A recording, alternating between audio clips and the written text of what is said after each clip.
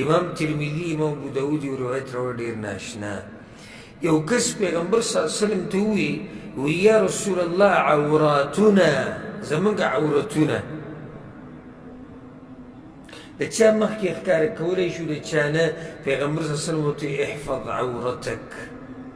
د خپل عورت خیال ساتئ دا به نه ښکاره کوئ چاته الا من زوجتك سوى سکور والا او ما ملكت يمينك يا وينزا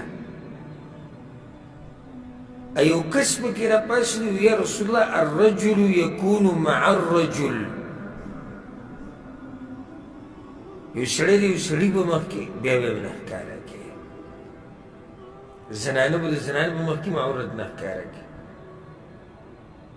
نو دې صحابي به یې تپوس وکړو ډېر ناشنا او دقه زموږ دلیل دی استدلال دې ځای نه ما کو دې خبرې وی ما ورته چې یا رسول الله والرجل یکون خالیا ای رسول الله که یو سړی اوس یوازې کور کې یوازې دی کمره کې ورسره څوک نشتي او دی عورت ښکاره کړي پیغمبر صلی الله علیه وسلم ورته ډېر ناشنا جواب ورکړو وی فالله احق ان یستحیا منه د الله نه دې حیا وکړي کنه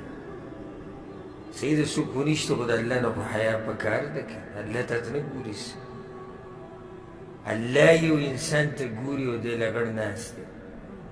یو خو سړي ضرورت دی ضرورت خو موږ وایو ضرورت خو صحیح ده خو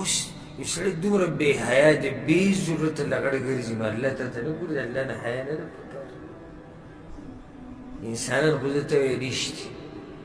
د انسانانو غرب خو اشتي که نه د هغه نه حیا پکار ده